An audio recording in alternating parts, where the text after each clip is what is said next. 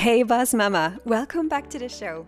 I'm your host, Manushka Elephant, marketing coach and fellow mom entrepreneur. This episode was one of the first I had in mind when I started this podcast. Because truthfully, this topic wasn't an easy one for me. And today, we're answering a big question. How do you prepare a business for maternity leave or any extended break without it falling apart? Because let me tell you, I was not prepared. When I was getting ready for my maternity break, I had a rough plan in place. I figured I'd take a step back, but I also thought I'd have plenty of time to keep my business running in the background. Instagram made it seem so easy, right? Those cool mom entrepreneurs seemingly juggling it all without breaking a sweat. Baby on the hip, bottle in one hand, laptop in the other, a clean diaper in... Oh, wait, hold on. How many hands do they have? Are they secretly Indian gods with multiple arms?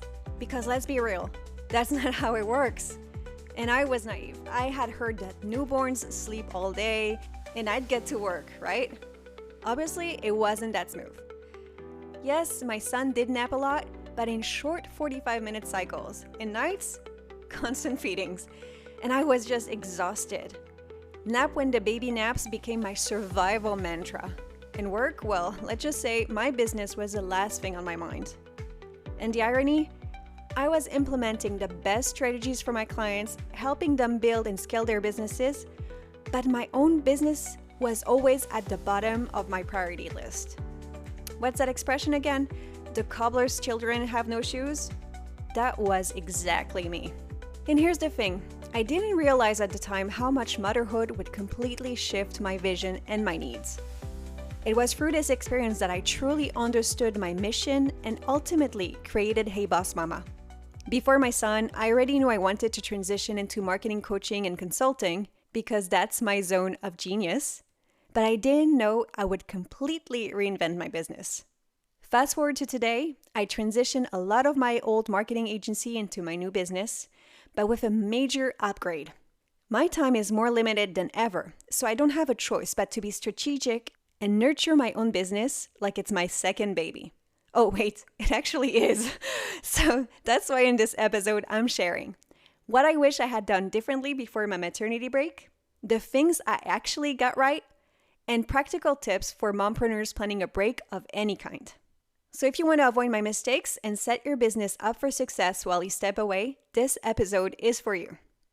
So quit multitasking for a minute and listen up, because I'm about to get very personal and give it to you straight. Hey Boss Mama! Welcome to the show empowering mompreneurs to thrive in business and motherhood. Let's get started. Okay, let's start with the things I wish I had done differently, because hindsight is 20/20, right? Even though I rebranded my business and got crystal clear on my mission, a lot of the people I'm serving today are the same people I worked with in my marketing agency. And if I had done these things better, launching Hey Boss Mama would have been a lot smoother and a lot less nerve-wracking. The number one thing I should have done better was being consistent with promoting my business. When I launched my marketing agency in 2020, I was lucky that my clients came my way through word of mouth. From natural cosmetics entrepreneurs to influencers, even Amazon Fashion came knocking. Truthfully, I was at capacity, and I didn't have to work hard to book clients. And that's why I made my first big mistake. I didn't actively promote myself. I wasn't thinking long term and I didn't have a bigger vision. Even if you take a break, you need to nurture a pipeline of leads who will be eager to work with you when you return. Had I built a stronger online presence before my maternity leave, things would have been so much easier when I returned. What's the lesson here? Well, first, if people don't know about you, they can't work with you.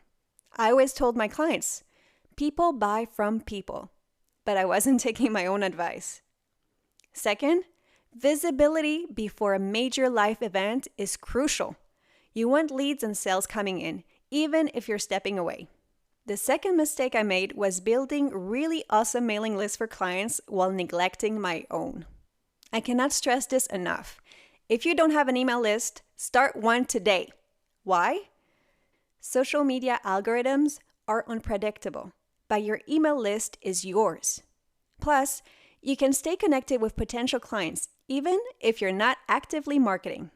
And When you're ready to come back, you have an audience waiting to hear from you. To this day, I love funnels and always remind my mastermind members to build and nurture their email lists. Email lists are so valuable, they're literally part of the assets sold when a business changes hands. Hear me out. I wasn't starting from scratch.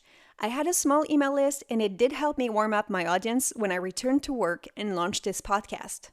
But just imagine how much more impactful it could have been if I had actually been strategic and nurtured my email list for the previous 3 years. There's only one lesson here. Treat your email list as a precious asset, and if you don't have an email strategy to support your business, then get started right now. My third mistake is one that will resonate with a lot of you, and that was being scared of putting myself out there on social media. If you follow me on Instagram, you might find this funny because now I show up. But a few months ago, I was overthinking everything before posting. I was stuck in perfectionism, worried about what people would think, wanting my content to look just right. But you know what? Perfection doesn't grow your business. Imperfect action does. Now, I don't care if I might look silly. I just show up. I don't care if I make a typo. Nobody cares. I use cringe videos on purpose, not just to free myself from my own fears, but to be relatable for other mompreneurs just like me. So the lessons I've learned here: 1, ditch the fear of judgment. People relate more to real, raw, and relatable content than to perfection. And frankly, the lifespan of an Instagram or Facebook post is so short. You're the only one still thinking about your hair looking funny. And second, you must show up before you feel ready.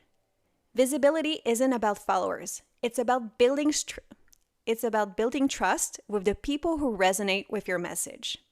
Had I just pushed myself to get over my fears and self-judgment sooner, I would have had a lot more fun with social media and used it to serve my business better. Oh, and if you want to dig deeper on this topic, check out episode 009, Imperfect Action Equals Real Progress, to learn how to get over your fears and move forward. Okay, now, here's a bonus mistake I'd like to share with you. And this one isn't strictly about business. I'm getting personal here because as a business owner and a woman, I know you will relate. To give you some context, I became a mom at 38 after years of living on my own terms. I could travel spontaneously, spend all day binge watching TV shows, indulge in long, luxurious showers because why not? And treat myself to fancy dinners without checking in with anyone. As an entrepreneur, I was financially independent. Life was, let's say, comfortable. And when my partner and I moved in together, it made perfect sense to split everything 50-50. But what I didn't anticipate was how much my maternity leave would impact my finances. For months, I was secretly convinced I should keep paying my full share of everything. After all, becoming a mom didn't mean I wasn't a strong, independent woman anymore, right? The idea of relying on my partner didn't even cross my mind. Big mistake. For 6 months, I silently drained my savings to keep up. And when my partner finally realized what was happening and why my stress level was skyrocketing, we had the money talk we should have had before my maternity break even started. Lesson learned here. And if you're planning a maternity break, don't skip the financial conversation. Maybe for you, this isn't even a question, but for me, it was a major mindset shift. I had to accept that I couldn't be 100% a stay-at-home mom and still bring in the same revenue, especially with a business that relied on trading time for money. So before you step away from your business, sit down with your partner. Make a plan. Figure out how your finances will work during your time off. Had I communicated better with my partner ahead of time, I would have saved myself months of stress and been able to enjoy those early months with my baby even more. Hey Boss Mama, if you're ready to level up your business, I've got something exciting for you. I'm hosting the ultimate free workshop series for mom entrepreneurs. 3 expert-led sessions designed to help you build, protect, and automate your business like a pro. Join us for the live sessions or access the replays. So no excuses. Use the link in the show description to sign up, and let's make your business work smarter, not harder. Okay, I didn't get everything wrong before and during my maternity leave. There were a few things I'm really glad I did, such as slowing down before baby arrived. It was August, it was hot, my legs were swelling, and I knew I needed to give myself permission to take it easy before my baby was here. Honestly, by this point, I had very little brain power left, anyways. But allowing myself to slow down removed so much anxiety around my business, and looking back, it was exactly what I needed. Another thing I did right was taking a real maternity break. When my son was born, I made the decision to step away completely from work for the first 3 months, and I don't regret it for a second. Let's be real. Those early months are a blur of feedings, sleepless nights, and learning how to function as a new mom. Trying to juggle work in the middle of that? No, thank you. But being fully present for my baby, resting, and allowing myself to recover were my top priorities. Which brings me to the next point. I'm happy I gradually got back to work instead of just diving in. By the time my son was 4 months old, I started working again, but only a few hours a week and only with my favorite clients. And instead of rushing back full force, I eased in slowly. I have to add that for my partner and me, it was clear from the start that we wanted to spend as much time with our son as possible in his first year. Formal childcare wasn't an option we wanted to pursue, at least not yet. Thankfully, my mom stepped in to help, giving me those necessary breaks. But for the most part, my son was with me all the time, even at networking events, and it was awesome. Of course, I know this setup isn't possible for every mom, and depending on where you live, your job, or your financial situation, you might not have much choice about how long you can take off. But for me, this was the time freedom I had built as an entrepreneur. And putting my ambitions on the back burner for a little while was 100% worth it. Okay, now to tie things together. Here are my final tips. 1. Plan ahead. Depending on how long you're taking off, start preparing your business 3 to 6 months before your break. 2. Build a support system, not just for your baby, but for your business. Surround yourself with other mompreneurs who have been in your shoes and will be able to guide and support you. And frankly, it doesn't hurt if you also have freelancers or a VA on your side. Number 3, stay flexible. Things will not go according to plan, and that's okay. And number 4, prioritize you. Your health and well-being matter more than your business. So there you have it, Boss Mama. If you're planning a maternity leave or any extended break, I hope this episode helps you prepare for your transition. And if you loved this episode, follow the show and share it with another mompreneur who needs to hear this. Until next time, Boss Mama, you've got this.